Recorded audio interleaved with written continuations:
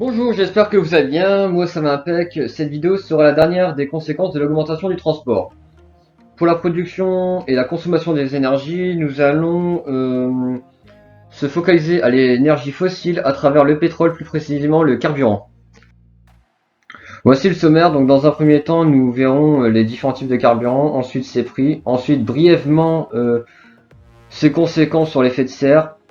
Et en dernière partie, nous verrons si le pétrole, plus précisément l'énergie fossile, est-elle une énergie renouvelable ou non en fait.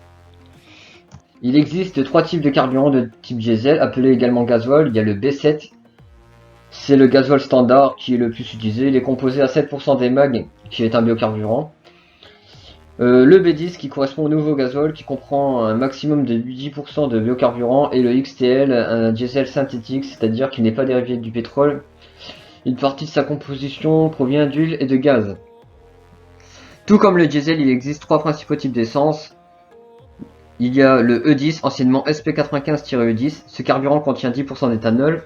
Ensuite, il y a le E5 qui correspond aux anciennes appellations SP95 et SP98 et contient jusqu'à 5% d'éthanol d'origine végétale. Et enfin, il y a le E85. Ce carburant est aussi appelé le super éthanol E85 et est composé jusqu'à 85% de bioéthanol. Ensuite, il y a les carburants gazeux. Donc le LNG est un gaz naturel liquéfié, notamment utilisé par les véhicules lourds. Le H2 signifie hydrogène. L'avantage de ce carburant, c'est qu'il ne produit pas de CO2. Cependant, sa production consomme beaucoup d'énergie. Ensuite, il y a le CNG, ou encore gaz naturel comprimé, et le même gaz que celui utilisé pour chauffer les foyers. Il est constitué de méthane. Et ensuite, le LPG, de l'acronyme Liquid Petroleum Gas. Ce carburant est un mélange de butane et de propane. Pour les prix des carburants, donc l'essence est plus chère que le diesel, bien que cet écart se soit réduit au fil des années avec l'augmentation des taxes sur le gasoil. Mais l'achat d'un véhicule essence est moins cher que le véhicule équivalent au diesel.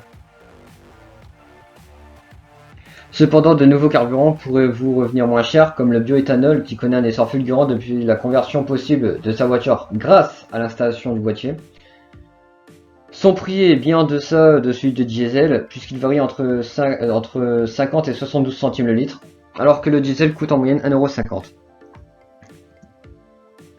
La combustion des produits issus de matières premières d'origine fossile fournit du CO2 et d'autres substances comme du méthane, l'oxyde d'azote, qui contribuent à accroître l'effet de serre, dont on redoute à terme les conséquences planétaires, en particulier sur le plan climatique.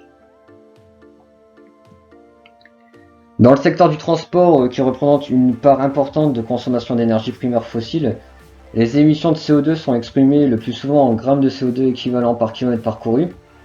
On est alors conduit à comparer le comportement des différentes filières, avec par exemple l'essence, le diesel, le carburant gazeux, les biocarburants.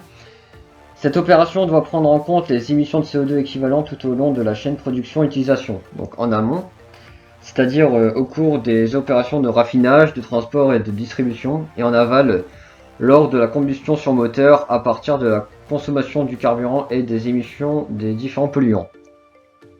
Donc l'énergie fossile est tirée principalement du charbon, du pétrole et du gaz naturel. Elles sont appelées fossiles car elles proviennent de la décomposition très lente d'éléments organiques provenant d'animaux ou de plantes il y a plusieurs millions d'années. Leur quantité est limitée sur Terre et leur extraction rapide provoque leur épuisement. Il est plus ou moins facile d'extraire cette énergie en fonction des conditions géologiques et de l'évolution des techniques. Pour le pétrole, les réserves prouvées sont estimées à 1,2 billion de barils, sachant que la consommation annuelle mondiale est actuellement de 82,4 milliards de barils. Les réserves couvrant donc moins de 40 années de production. Certes, il existe certainement des réserves de pétrole non encore exploitées, cependant ces dernières sont de plus en plus profondes, et bien souvent au fond des océans, et ou sous des formes difficilement exploitables. Le pétrole, tout comme le gaz et le charbon, est qualifié d'énergie fossile. Il est stocké dans le sous-sol sous forme d'hydrocarbures issus de la fossilisation des matières organiques. De la matière organique continue aujourd'hui à se créer et à se sédimenter dans la nature, produisant in fine des hydrocarbures. D'un point de vue purement géologique, le pétrole est donc bien renouvelable. La quasi-totalité de ces ressources s'est formée au cours des 500 derniers millions d'années. Il serait donc possible d'en déduire que la nature crée approximativement entre 100 000 et 300 000 barils par an de pétrole. Or, la consommation mondiale du pétrole brut atteint 91,3 millions de barils par jour en 2013, soit l'équivalent de plus de 1000 barils par seconde.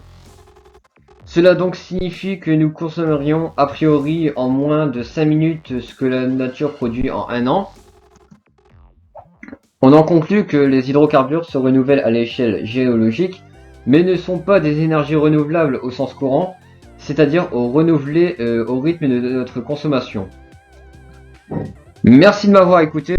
Non seulement la vidéo sur l'énergie est terminée, mais le thème aussi. Après avoir expliqué en thème 1 les causes de l'augmentation du transport et en thème 2 ses conséquences négatives, je vais donc au thème 3 vous sensibiliser toujours sur ce sujet.